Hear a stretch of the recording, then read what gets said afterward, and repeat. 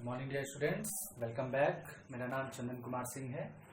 आज मैं class 10th के पिछले भाग में जो लेसन नंबर 1 का पार्ट 2 जो मैंने बताया था, आज पार्ट 2 मैं शुरू करूंगा।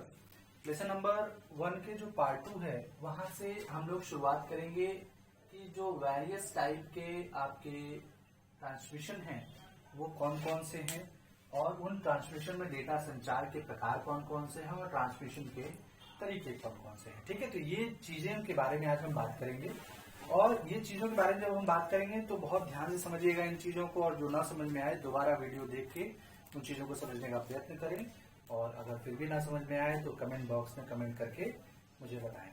ठीक है, चलिए शुरुआत करते हैं। आज हम बात करेंगे ट्रांसमिशन लाइन के वर्गीकरण की। ट्रांसमिशन लाइन कितने प्रकार के होते हैं? ट्रांसमिशन लाइन के प्रकार होते हैं 3। कौन कौन से? Narrow band line, wide band line और विस्तृत बैंड लाइन।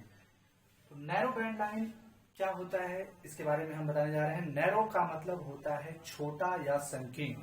ठीक है, संकीर्ण का अर्थ है कि बहुत पतले होते हैं ये, और ऐसे बैंड लाइन में जो डेटा ट्रांसमिशन होता है वो बहुत थोड़ा होता है, बहुत ज्यादा हम नहीं कर सकते इसमें आप ज्यादा से ज्यादा 45 से लेकर 350 जो है तक के डाटा को, बीपीएस तक के डाटा को आप भेज सकते हैं।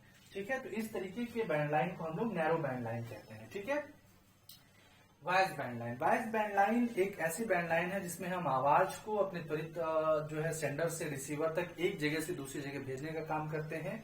इस बैंड लाइन में हम 96,000 बीपीएस तक की डाटा को एक जो है स्थान से दूसरे स्थान पर भेज सकते हैं। ठीक है, जो सेंडर होता है, जो रिसीवर होता है, एक पैकेट में हम लोग 96 जो है वो पर्टिकुलर बीपीएस वो भेज सकते हैं, बिट पर सेकेंड। और इस तरीके के जो है टाइप को हम लोग कहते हैं wide band line. Okay, wide band line के बाद हम लोग बात करेंगे विस्तृत बैंड लाइन, जिसको आप लोग ब्रॉड बैंड के नाम से भी जानते हैं। और ब्रॉड बैंड में आप जानते हैं कि जितनी स्पीड आप चाहें उससे ज्यादा स्पीड आपको मिलती है। खासतौर पे अगर मैं बताना चाहूं तो यहाँ पे 10 लाख बीपीएस तक के डाटा को आप लोग 1 सेकेंड में भेज सकते हैं। यानी कि 10 लाख बिट जो होते हैं उनको आप 1 सेकेंड में सेंडर से रिसीवर तक, चाहे उसकी दूरी कितनी भी हो, वो आप बहुत ही आसानी के साथ भेजा जा सकता है।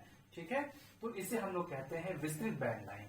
ठीक है, अब बात हम करेंगे डेटा संचार के प्रकार की। डेटा संचार, जैसा कि आपको पिछले वीडियो में मैंने बताया था, डेटा संचार का मतलब होता है कम्युनिकेशन, टेलीकम्युनिकेशन। तो टेलीकम्युनिकेशन में मैंने आपको पिछले वीडियो में बताया था कि जो है वेरियस टाइप के जो वायर्स होते हैं, वायर्स की हेल्प से हम लोग अपने डाटा को एक जगह से दूसरी जगह भेजते हैं। ठीक है, तो इसमें जो ट्रांसमिशन हम लोग यूज करते हैं वो कुल 3 प्रकार के होते हैं। कितने प्रकार के होते हैं? 3 प्रकार के। फर्स्ट होता है सिंपलेक्स ट्रांसमिशन, दूसरा हाफ ड्यूप्लेक्स और तीसरा फुल ड्यूप्लेक्स। ओके, तो यहाँ पे सिंपलेक्स जो ट्रांसमिशन होता है उसमें डाटा जो है सेंडर और रिसीवर के बीच में केवल जा सकता है, वापस कुछ भी रिसीवर उसे नहीं दे सकता। किसको? सेंडर को। ओके, इस तरीके का जो ट्रांसमिशन है उसको मैंने फिगर के माध्यम से आपको समझाने के लिए बनाया हुआ है। फिगर आप बहुत ध्यान से समझेंगे। सेंडर अगर किसी भी चीज को देता है तो रिसीवर उसे सिर्फ ग्रहण कर सकता है, उसे रिसीव कर सकता है। रिसीवर उन चीजों को दोबारा सेंडर को भेज नहीं सकता है। तो इस तरीके के डेटा ट्रांसमिशन को हम लोग कहते हैं सिंपलेक्स ट्रांसमिशन। ओके, दूसरा जो होता है, अच्छा, सिंपलेक्स ट्रांसमिशन की सबसे खास बात ये होती है कि ये बहुत ही नॉर्मल जो है ट्रांसमिशन होते हैं। इनमें बहुत ज्यादा हम कुछ काम नहीं कर सकते। जैसे आप लोगों ने टीवी वगैरह देखी होगी, रिमोट उसका देखा होगा, तो रिमोट से हम लोग डाटा को ट्रेवल करा सकते हैं रिसीवर तक, टीवी तक, सेट टॉप बॉक्स तक। ठीक है, तो इस तरीके का डाटा जो है खासतौर पे नॉर्मली यूज के लिए किया जाता है। सेकंड है half duplex transmission. Half duplex transmission क्या होता है? इसमें सेंडर और रिसीवर, ठीक है, सेंडर और रिसीवर दोनों आपस में डेटा का ट्रांसमिशन बहुत ही आराम से कर सकते हैं। लेकिन इसमें एक शर्त होती है। क्या शर्त होती है? कि एट अ टाइम, एक समय में डाटा या तो सेंडर रिसीवर को भेज सकता है या रिसीवर सेंडर को भेज सकता है। ठीक है, अगर दोनों एक साथ अपने डाटा को भेज देते हैं तो डेटा क्या हो जाता है? नष्ट हो जाता है, कोलैप्स हो जाता है, खत्म हो जाता है। ठीक है, तो इस तरीके की व्यवस्था को हम लोग हाफ ड्यूप्लेक्स ट्रांसमिशन कहते हैं। ठीक है, अगला है full duplex transmission. Full duplex ये ऐसी व्यवस्था होती है जिसके अंतर्गत हम सभी लोग एक समय में चाहे सेंडर रिसीवर को डाटा भेज सकता है या रिसीवर सेंडर को भेज सकता है। इस तरीके की व्यवस्था को हम लोग फुल ड्यूप्लेक्स ट्रांसमिशन कहते हैं, जिसका प्रयोग आजकल आप लोग साधारणतया करते हैं, जिसे हम लोग कहते हैं मोबाइल फोन कंप्यूटर्स। ओके, अच्छा, हाफ ड्यूप्लेक्स का जो उदाहरण है वो खासतौर पे वॉकी टॉकी होता है, जो कि पुलिस वालों और सुरक्षा विभाग के जो कर्मचारी होते हैं उनके लिए खासतौर पे इसका इस्तेमाल होता है। और फुल ड्यूप्लेक्स में मोबाइल फोन का ज्यादातर हम लोग इस्तेमाल करते हैं, वो फुल ड्यूप्लेक्स के अंतर्गत आता है। ठीक है, ओके, तो आगे बढ़ते हैं। ट्रांसमिशन के जो तरीके होते हैं, किन किन तरीकों के द्वारा हम अपने डाटा को एक जगह से दूसरी जगह बहुत ही आसानी के साथ भेज सकते हैं। तो ये जो डेटा होते हैं ये कहलाते हैं एसिंक्रोनस ट्रांसमिशन और सिंक्रोनस ट्रांसमिशन। सिंक्रोनस और एसिंक्रोनस से तात्पर्य, सबसे पहले तो मैं ये बताना चाहूंगा कि जो भी संचार लाइन होती है, ठीक है, उसकी जो गति होती है उसी को हम लोग जो है ट्रांसमिशन कहते हैं।